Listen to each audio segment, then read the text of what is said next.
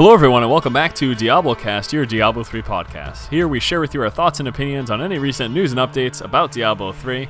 I am, as always, your host Dennis Force Duhamel, and with me every single time is our buddy Kevin Sixen. Carlino, how you doing today, Kevin? I'm not doing bad. How's everybody doing? I think everyone's doing good. I guess I could speak for them. So this is going to be community leaders. That's what we're here for. Speak for the community. That's right. Yeah, there you go. All right, sorry. So yeah, we're going to be talking about a couple of things in this week's podcast. I want to let you know this will be a relatively short podcast in comparison to the typical hour-length ones. I'm actually getting very busy for my vacation for the week, so we're a little short on time in times of recording. And then on top of that, well, it's kind of crap all to talk about. Yeah, there's not a lot going on, but we did have one big announcement, and that's going to be the focus of this podcast, and that is specifically the Blizzard Diablo Media event. And what this is, if you haven't already heard, is, well, Kevin and myself will actually be attending the major headquarters at Blizzard, and we'll be taking a look at the game. But we'll get into a little bit more detail about that in just one second. And then aside from that, we're going to be mentioning the fact that, yes, Diablo 3 is still on track for 2011. And in addition to that, we'll be taking a little bit of time to talk about Diablo 3 pre-orders and what it means to you and what you should avoid and just the things that you should be aware of. So with that said, let's go ahead and move right into the bulk of this week's podcast, which will be the media event for Diablo 3. Yes, as I just mentioned, Kevin and myself will be headed to Blizzard Irvine, to the major Blizzard headquarters, and taking a first-hand look at the game. This event was officially announced, and actually everyone who's attending the event got their emails yesterday. I posted a video. I know you, Kevin, posted up a topic on DiabloFans.com as well. So lots of response from the community. I don't know, I haven't taken too much of a look, but I'm sure the comments have been pretty overwhelming in terms of excitement. At least that's what I've been seeing on my end. Yeah, from what I've seen so far, everybody's excited. You know, I mean, it kind of brings up a whole new level of hype for those of us who have been following the game for all these years, kind of just waiting for stuff. So yeah, I mean, it's good. It's good. There's definitely a lot of implications behind this this media event. I mean, we know what will be taking place, and actually, I'll just run over that very quickly. Let's just burn through the basics before we go into any detail. So the event will be taking place on July 27th. That is the Diablo 3 media event at the Blizzard headquarters. Now, at the event, we will be taking a world first look at the Diablo 3 beta. Clear indication there is that the D3 beta will not be out prior to that point. We will be getting hands-on time with the game, so we'll be having a bunch of playtime, and we'll actually take some time to talk about, I know that you, Kevin, had some time with the Heart of the Swarm beta, so we'll be taking some time to talk about how that went for you. And then also we'll be having campus tours of the development area, and we will be also provided with cookies, so that's awesome. We like cookies. Yeah, for sure. So yeah, pretty awesome. Lots of really cool, exciting stuff going on. Now, before we go into any speculation about what we will be seeing at this particular media event for Diablo 3, let's just take a moment to talk about yourself, Kevin, because I know, as I just mentioned, for people who may not know, Kevin also runs a StarCraft 2 site, and with that, he was allowed access to the Heart of the Swarm media event. So why don't you kind of give us a breakdown of how the event went, and as such, what we can maybe expect for the Diablo 3 event? Right. So actually, Dennis and I were talking about this the other day, or yesterday, right when we got the email, because we were just talking about, what we'd be doing. So essentially, I'm assuming that the schedule is going to look pretty much exactly the same. Now, Blizzard hasn't sent us a schedule, so everything I'm telling you is going to just be like guesstimate work, because I mean, I've been to either 2 or 3 of these now, but they've all been for StarCraft 2 so far. So basically what happens is we're going to get there, around 9:30 in the morning, and then we kind of, just hang out, talk to the other people that are there, wait for everyone to get in, and by around 10 o'clock usually is when they bring us into the Blizzard Theater, and they go ahead and show us whatever it is they have to show us. So for StarCraft 2, Dustin Browder is usually the guy that shows off what they're showing us, and he tells us a little bit about what's going on, answers a couple quick little questions here and there. So I'm assuming Jay Wilson is going to be the guy that does that this time around. He's going to show us, and I mean there's going to be a hell of a lot more to show us as far as Diablo 3 goes than StarCraft 2.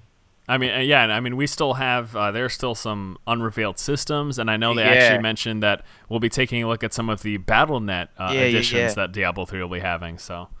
Right, so, I mean, Jay Wilson's going to kind of bring us into the museum, or the theater. It's kind of right through the museum.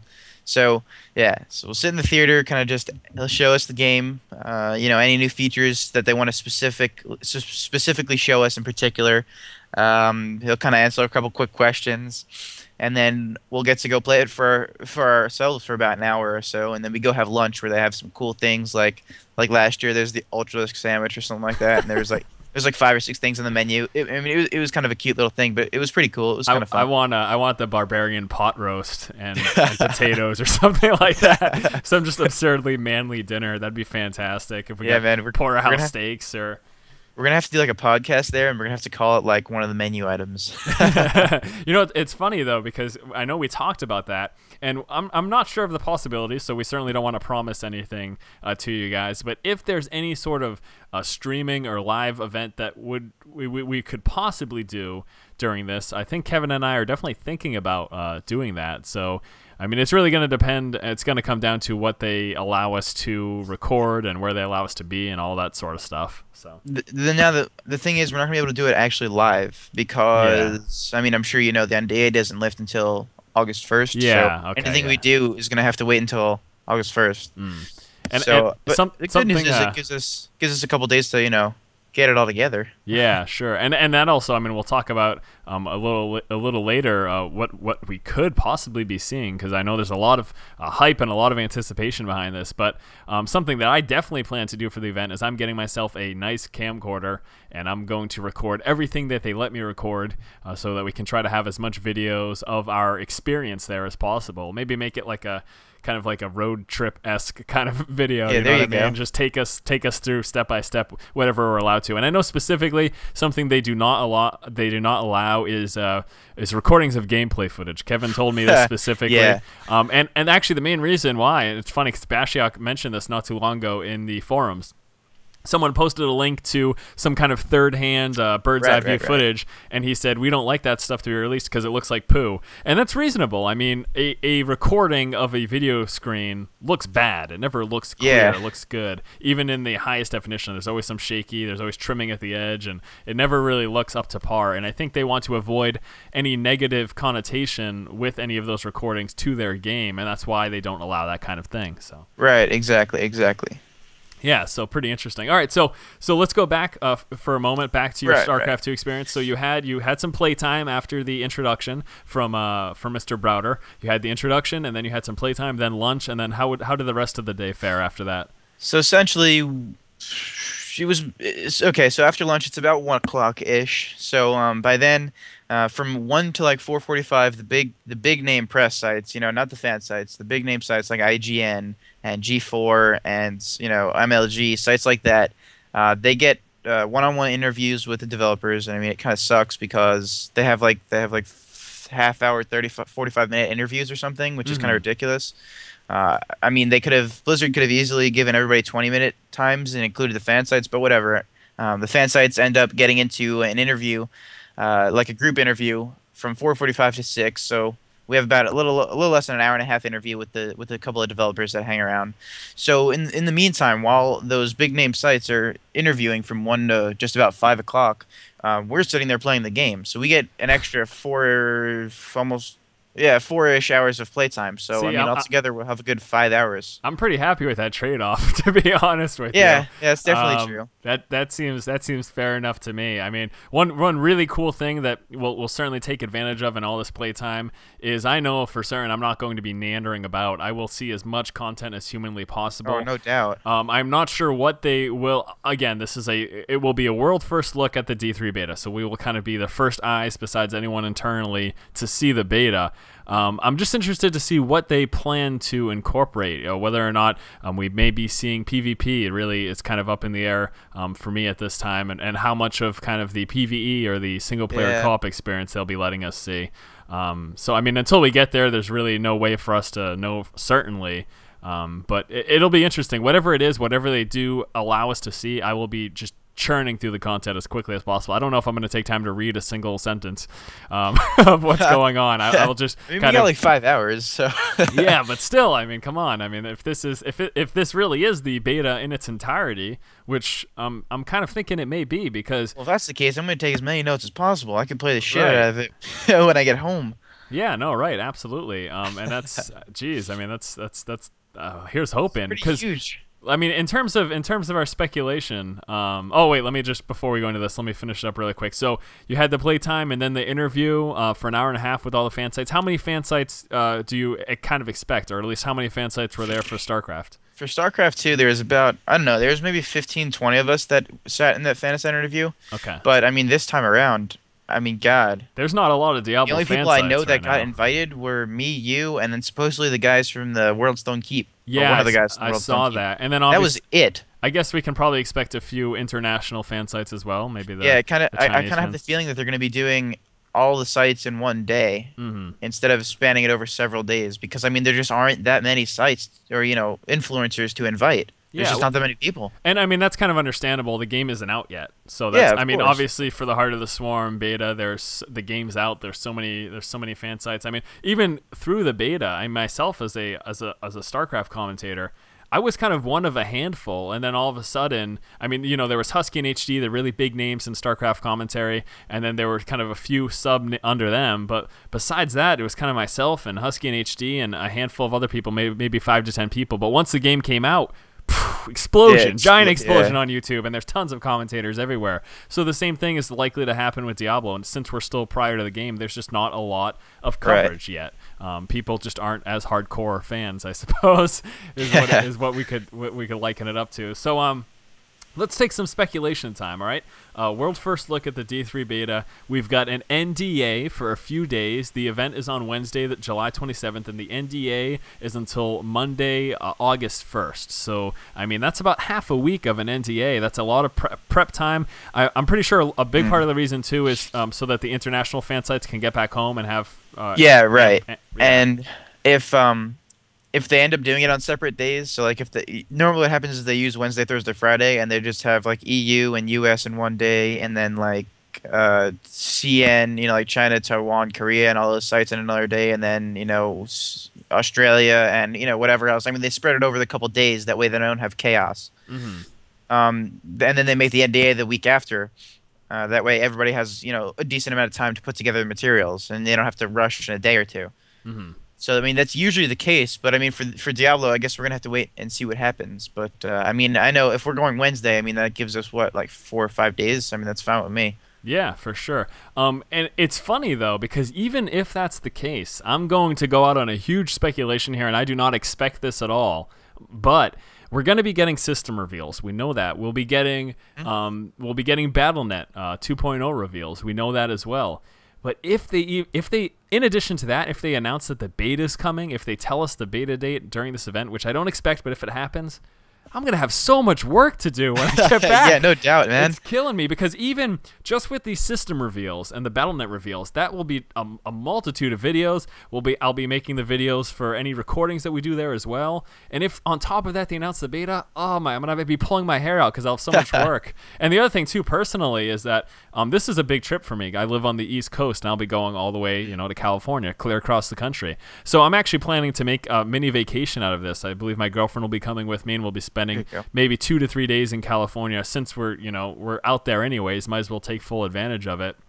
So, yeah, right. Man, if that happens too, that's screwing me even more because I'll be getting home on like Saturday or Sunday, and I'll have to do all this work before Monday. But I suppose it's okay. I'm not going to complain about getting invited to this event. So honestly, I mean, it's a lot to do, the write-ups and stuff. But honestly, I think the hardest part is just not talking about it. Right, I know. Because I mean, usually what happens is I like for the StarCraft 2 thing, I let everybody know like, hey, I'm leaving, and then hey, I'm back now, and everybody's like, well, what can you tell us? And I'm like, I can't tell you anything. It's actually, rough. A big problem I know for as a fan site stuff. yourself, and myself as I suppose I'm dubbed in what is the word that you used? Influencer. And I'm dubbed as an influencer for Blizzard, but for someone in our position, we get access to these kind of things, and it's phenomenal. But we also deal with people who leak this content, and really sucks because, you know, if we go to this event and with other fan sites and we hold our tongue and we don't press anything until the 1st of August, but then one of these sites leaks some of this information, then they get all of the attention, they get all of the traffic. Yep. Even though we were at the event as well, if we post it secondhand, it won't be nearly as big news. And I suppose it's like this for any type of news site, even the real news. Whoever breaks the story first is kind of the big name thing. So it's frustrating dealing with that kind of thing, and hopefully this is not something that we encounter, but in all honesty, kind of expect it. It's happened for almost every major instance up until this point. So the Heart of the Swarm one is the most recent one, and the same day that the people we left the tour or the event, whatever you want to call it, people posted up the spoiler trailers, and then I got an email the next day. I hadn't even woken up yet. I got an email the next morning saying, "I'm sure most of you already know this." Like, no, I'm sleeping. So most of you already know this, but game trailers leaked the Heart of the Swarm, and it's already up on YouTube, and we can't pull it down now. It's already out there. Yeah. You gotta be kidding me. And the cool thing is they gave us more material, so that way at least we can kind of get some traffic out of it. But I mean, once it was out there, the damage was already done. It is really too bad, and that's something that everyone kind of has to deal with. My only hope, though, in situations like that is that, especially if a major site leaks something like that, that Blizzard just doesn't invite them back. They don't give them that exclusive access, because if they're just going to keep leaking everything and keep screwing everyone over, then just don't have NDAs for this content. If you're going to keep inviting those same people who keep leaking this crap over and over and over again, you know what I mean? It is frustrating, but anyways, that's just kind of one of those things that we have to deal with, I suppose.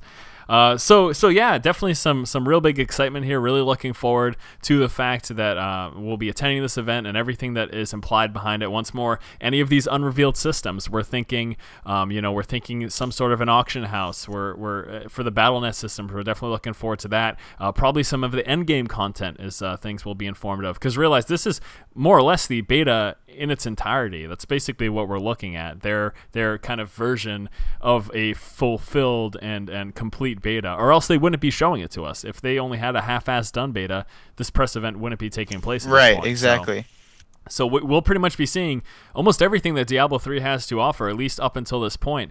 Now, in terms of what the implications are for a beta start date, what is your mentality? What are you thinking, Kevin? The possibility. Some people are saying, since there's an NDA till August 1st, is the beta going to start on August 1st? Some people are thinking a few weeks. Some people are thinking a couple more months. What are your thoughts? I am honestly thinking mid to late August, because this event the NDA lifts August 1st, and then Blizzard has their next conference call coming up, I believe the first week in August. I mean, I'm going to have to double check that date. I haven't really done much research on it. I just remember it's August. So Blizzard has the next conference call coming up sometime in August. So it may very well be possible that if it's early enough in August, 7th, 8th, 9th maybe, that Mike Warheim does one of those things that he did for the StarCraft 2 beta and says, Diablo 3 beta is going to be starting off at the end of the month. Mm-hmm. So I mean, it could very well be possible that it could be the mid to late August. I don't really see it starting past August, because I mean, I don't know. I just feel like that's going to be way too late. Yeah. September? I don't know. Yeah, and in all honesty, I wouldn't expect them to have the press event so far removed from. Yeah. Because the big thing for people to realize is this media event is a way for Blizzard to draw a ton of attention to itself. I mean, look at all the hype that we're giving it now. So these are when all the big reveals are going to be happening. This is when we will be seeing all those unremaining systems, and this is when all the hype will start building. And upon that hype train, a few weeks to a month later, and even a month seems to be pushing it, but maybe a few weeks later releasing the beta makes a lot of sense to just kind of keep it rolling, and then up until the point that BlizzCon takes place. And at which point, kind of expecting an announcement in terms of the date of release, be it this year or be it early next year. I kind of expect it to be announced at BlizzCon. I don't know your personal thoughts on that, but yeah, I'm right there with you. I mean, as far as I'm concerned, beta will already be out. So. Oh yeah, no, most definitely beta will definitely have started before BlizzCon. I've got no questions about that at all. So yeah, overall, really, really exciting stuff. Definitely looking forward to it, and hopefully you guys out there in the community are looking forward to seeing everything that we have to bring to you. I know personally for me, and I know for you, Kevin, it's a lot of work ahead of us. As exciting as it is, it's like, oh man, there's so much to do. Well, I mean, it's like the cool thing is it's like you get to go there and you spend the whole day there, and it's like, wow, this is so awesome. Talking to all the different people, different Blizzard employees and different website community people, and then it's like, yeah, this is great, and then you leave and you're like, holy crap, I have so much to do. That's too funny. Yeah. I went home last time with 3 pages of notes on like 2 levels, and that was it, of the Heart of the Swarm, and I'm like, oh my god, I didn't even play that much. Yeah, well, there you go. Yeah, so it'll be fun. Looking forward to it. With all that said, with all this discussion about the event and the possible start of the beta, I do want to make mention of the fact, one of our next big bullet points is that, well, Diablo 3 is still on track for a 2011 release. This was a quote taken from Blizzard's COO, Paul Sams, from a news article from Inside Korea. And what he said specifically is, with Diablo 3 targeted at being launched this year, we plan on testing the game in the 3rd quarter. He added, however, that the release may be delayed if there is even the slightest problem detected during the beta. This is pretty obvious. This seems pretty well known. The fact that even though they're shooting for a 2011 release, it could be pushed back if there are any issues with the beta. It's all going to depend on our testing. Anyone within the community who makes it into the beta, it will depend on our testing, our feedback, and how the game is looking. If there are any major bugs, any huge major balance issues, any of those things could very well push the game back. But with all of this ramp up, with the fan site event, the fact that not even a week ago we did have COO of Blizzard, Paul Sams, say that they're still aiming for 2011 release.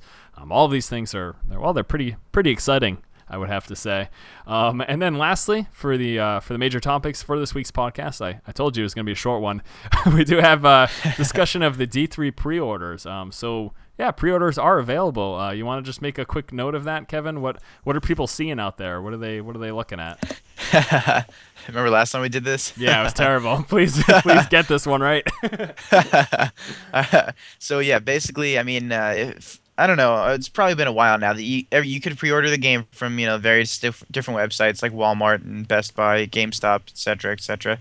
But essentially, what happens is they have a release date and a shipping date and all that good stuff, but they aren't going to be correct because obviously nobody knows when the game is going to be released. Other than Blizzard, and I'm pretty sure Blizzard doesn't even have a 100% date for the release of the game. Mm-hmm. So if you pre-order the game, don't expect the date that they give you to be correct. It's just an estimate. Basically, what it is they're throwing up the pre-orders out there so that way they can gauge how many they actually need to take. Because I mean, obviously, it doesn't make sense for them to buy or pull 1,000 games from Blizzard if they're only going to sell 300 pre-orders. I mean, obviously that's kind of downplaying the numbers ridiculously, but you guys get the point. It's for them to gauge the numbers and what they need to do to get ready for the game to be released, essentially. Mm-hmm. Yeah, and I mean that's as Kevin said. Realize that any release dates you get with any pre-orders, it's pure speculation. Nothing is set in stone quite as of yet. Now let me ask you, Kevin, have you pre-ordered? I'm going to assume that's no. Have you pre-ordered the game? I usually just wait until Blizzard releases it and pre-order it officially because basically, usually about halfway through the beta, Blizzard says, "Oh, you guys can pre-order the game now," and that's when stores will start getting, a little bit tip-top shape. And then at that point, I usually just go to Amazon or something. Blizzard usually gives links to like GameStop or Amazon and stuff, and I pre-order the collector's edition. And then there's also a digital download, but I know you yourself are a huge fan of the collector's edition. Yeah, I like having that. Yeah, for sure. So pretty cool. I think something else to note too is I personally am definitely holding off on any pre-orders. Although obviously I'm expecting to be in the beta, as you are, Kevin. Various ties and all of that sort of thing. But if for someone who doesn't have sort of likely access into the D3 beta, there's a chance, however slim, that they may have the pre-order bonus that they did with StarCraft 2. Yeah, I mean, it's possible. StarCraft 2 had that huge open beta where you just pre-ordered the game and you could get in. And it was, I mean, I call it an open beta because whoever wants to play the beta is buying it anyway. Could potentially get in, right? Exactly. So that's a possibility. Now, people are going to say, well, you know what? The big reason behind the StarCraft beta was testing for balance. StarCraft is so focused on competitive balance. But you have to realize another one of the huge parts is the server side testing. They want to stress test their servers to make sure it can handle whatever load it will be taking, and realize, especially now when we don't have US East, we don't have US West, it's all separated by region. There's the US, there's the Europe, there's everything. All of the major areas, they have to test their servers to make sure that the influx of people playing, their servers will be able to handle it. So we could very well see that same type of deal for Diablo 3 pre-orders. At least I think it's a possibility. What do you think the likelihood of that is? I suppose it's possible. I want to disagree with you on having as many people in Diablo 3 beta as there were the StarCraft 2 beta, because for that exact reason. StarCraft 2, I mean, like you said, was pretty much all on balance. If the game wasn't balanced, the game was going to suck, essentially.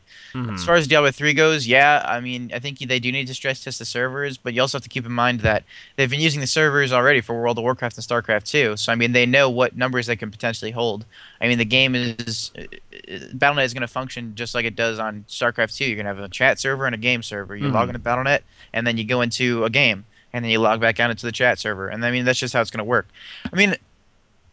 Well, I it's guess very possible. I guess to that point, though, I guess to what you're saying, that yes, they've been using these servers, but are they using those same servers for this? Is this Battle.net 2 system using those same servers that they're using for StarCraft for Diablo 3? Because if that's the case, then it is a big influx of people going from whatever base StarCraft 2 has to everyone who's going to be playing Diablo 3. If they're using those exact same servers, then they would have to stress test that, would they not? Yeah, oh, that's what I mean. I guess I mean I'm not saying it's not possible at all. I mean it's definitely possible. And usually what happens is they end up inviting a lot more people towards the end of the beta for that exact reason, to stress test. But I mean it's just the last time that happened was StarCraft 2, obviously, and that was brand new. They had just released Battle.net 2.0 with it, so that didn't surprise me, one bit. It's definitely possible. And as far as the servers go, I mean if they're not using the same exact one, as far as I see it, they're gonna have X amount of Battle.net 2.0 servers, and no matter what game it is, this is a Battle.net server, period. Yeah. You connect to Battle.net, period. And then from there, they have game servers. So they have servers for StarCraft games and servers for Diablo 3 games. So you log into a Battle.net server, and then depending on what game you are, you go to that game server, if you join a game. And it's also how Diablo 2 works, StarCraft 1 for ladder and stuff like that. I mean, I guess they could stress test it. I mean, I guess I don't really know. Obviously, I don't work there. Yeah. But I mean, I don't think they're going to need as many people as they did for the StarCraft 2 beta. Is kind of what I'm getting at. Oh, I think it's going to be smaller. Yeah, maybe I just missaid what I was trying to, but I wasn't implying that they were going to need as many people, but that they still needed to do some sort of stress testing. At least that's what I would expect. It's very possible, and yeah. Yeah, and the other thing too to realize is that they can obviously put this to however many they want, even if they do this pre-order bonus where you get to get access to the beta. They can limit the number of copies that are available. Yeah, while supplies last. Boom, yeah, done deal. Exactly. So, and if that's what happens, that's kind of what I expect. I expect it to be a kind of while supplies last situation. All right, so I guess that does it for major content for this podcast. We're actually not going to be doing the poll just because we're recording in the middle of the week, and Diablo Fans poll comes up at the end of the week. But we will still be doing some user questions. I posted some questions here on Facebook, so let's just take a quick look through them, and let's see if we can answer any good questions. Let's see if we have any good questions. All right, I've got one question here asking, when changing difficulties, is it going to be the same acts that will be played through? Well, clearly someone who is new to the Diablo franchise, and Kevin, why don't you inform him how the difficulties range and the acts and everything like that, basically how it works in Diablo. Well, in Diablo 2, I'm going to assume Diablo 1 also. I mean, it's been a while since I've done any research or played Diablo 1. Basically, what happens is the game scales the monsters with, by HP resistances and strength, just things like that. So it just scales their statistics up just a little bit per difficulty. And I mean that's all that happens. As far as Diablo 3 goes, I'm really hoping that they change how the AI or how the monster's AI functions as well. So not only should it make them stronger, but I also think that it should make them smarter as well.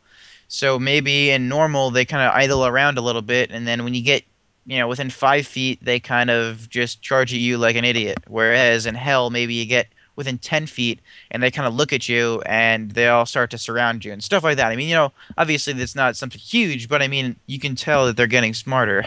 Yeah. So, yeah, I mean, it's the difficulties. That's the only thing that really changes. Also, the types of items you have access to, but you are playing through the same acts. Let's say I'm pretty sure that we're looking at 4 acts. So you play through acts 1 through 4, basically 3 times: normal, nightmare, and hell. Some people I think are put off by this, but I guess those people just really haven't had any prior experience with Diablo. So that's something to realize. That's just kind of how it works. I guess, and let me ask you, how do you feel about that structure system, Kevin? About playing those same 4 acts 3 different times? The obviously major difference just being difficulty and the loot that you get. I mean, there's only so much that they can do. Yeah. I mean, it's kind of like once I beat it the first time, it's really nothing new because, I mean, obviously you don't get anything else. I mean, you already know what happens. You already beat the storyline. It's just doing it 2 more times for better loot, essentially, and leveling up. Yeah. I mean, Diablo 2, it kind of felt like a grind. I mean, I don't think I've played through the Diablo 2 in years. I mean, at this point, I just get rushed and be done with it just so I can hit endgame. I guess for Diablo 3, it's not going to be that bad at first. I mean, maybe 10 years down the road, I'm going to be like, all right, I'm done with this already. Just rush me through. But, I mean, I guess it shouldn't be that bad.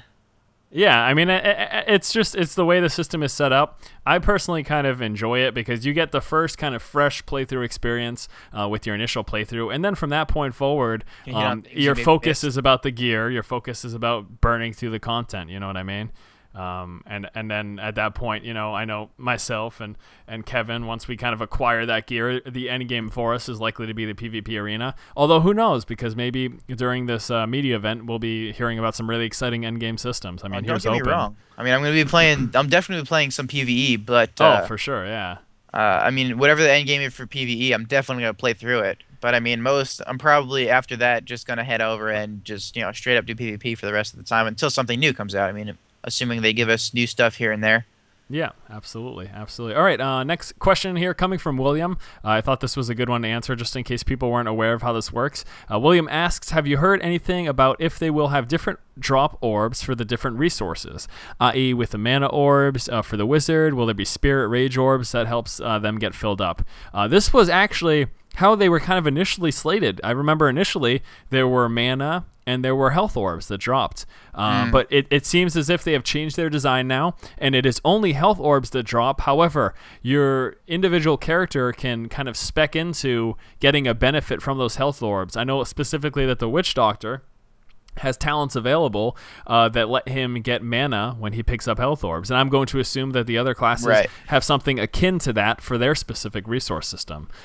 So yes, there's only health orbs, but you can gain your resources, your other specific resources as well while picking them up if your character's designed to do so. And is that about what you have heard as well, Kevin? Yeah, that actually sounds about right. I remember way back in the day, maybe it might have been like the very first release video where they were showing there was actually mana potions, or globes, sorry. Actually, now that I said potions, I'm kind of curious as to whether or not there might be potions for this, resource potions. It's possible, yeah. Yeah, definitely. All right, so next question here comes from, I can't pronounce this, Phyo. Someone please tell me how to pronounce that properly so I don't look like a huge jerk. I apologize, buddy. But yes, the question is, hey Force, can you tell us about synergy in Diablo 3? Can you also explain about runes affecting every skill? I mean every skill. As far as I'm concerned, that is the case, that runes will have an effect on every single skill. All 5 runes should, at least. That's my expectation, at least from Blizzard. Have you heard one way or the other, Kevin? That actually sounds about right to me. I mean, I don't see why there wouldn't be a rune that doesn't work on a particular skill. Yeah. So yeah, as far as we know, that's going to be the case. In terms of synergy in Diablo 3, well, I'm not 100% sure what your question is implying. If you're talking about game synergy and kind of balance, well, that's something we'll certainly have to wait until the beta to figure out how that's going to be working out. Because with no real, besides any of BlizzCons that we may or may not have attended, we don't have much hands-on playtime with it. But I suppose after the media event, we could talk more about that. And last question we're going to be answering comes from John, and John asks, how about skill trees in Diablo 3? Are they like Diablo 2 anyway whatsoever? And will all skills be learned at level 30? Well, how about you take the first part of this question, Kevin? Is it going to be like Diablo 2 at all, or how are the skill trees looking here? Not really. It's not. It's more like a skill pool than it is a skill tree. I mean, yeah, there are kind of level requirements, but I mean that's really it. In Diablo 2, it was essentially that you had to pick the first skill to get to the next, to open up, the next branch of skills when you hit the level. But otherwise, it's definitely not a tree. It's just a pool. Once you hit a certain level, you can get that skill. Yeah, so yeah, it is much different. You have to realize as well that in addition to the skill system, we also have the trait system, which is just going to be any kind of passive skills. So again, this is something that has been known for a while, but for anyone who may or may not know, well, there you have it. All right, so that does it for this week's DiabloCast. Hopefully you guys have enjoyed it. Once more, I do apologize for the short length. We've just got a lot going on and also not a lot of information. But stay tuned next week for hopefully a more content-filled DiabloCast. So thank you so much. For Kevin, this has been Dennis. Thanks again, and we will see you guys next time. All right, guys, take it easy. Sweet. Awesome. That was a quick one. Nice and painless. Painless, I know. We don't have anything to put at the end. No, I think there was something funny at the beginning, hopefully. I think we kept it in the call. I mean, in the recording. Yeah, we just need Cyber to come here to mess things up a lot. You should just call him, have him say some funny stuff, and then he can just leave. I'm sure he's online right now. No, that's funny though. All right, cool. Well, I think I'm all set if you're ready. Yeah, I'm good to go. This will be the fastest started podcast ever. Yeah, I know, right? It says this has been like what? Like not even less than half. Yeah. What did it take us, like 10 minutes? It's been like 10 minutes of prep time. Crazy. Let's see how this goes. It's probably going to be the shittiest podcast ever as a result. Oh, man. All right.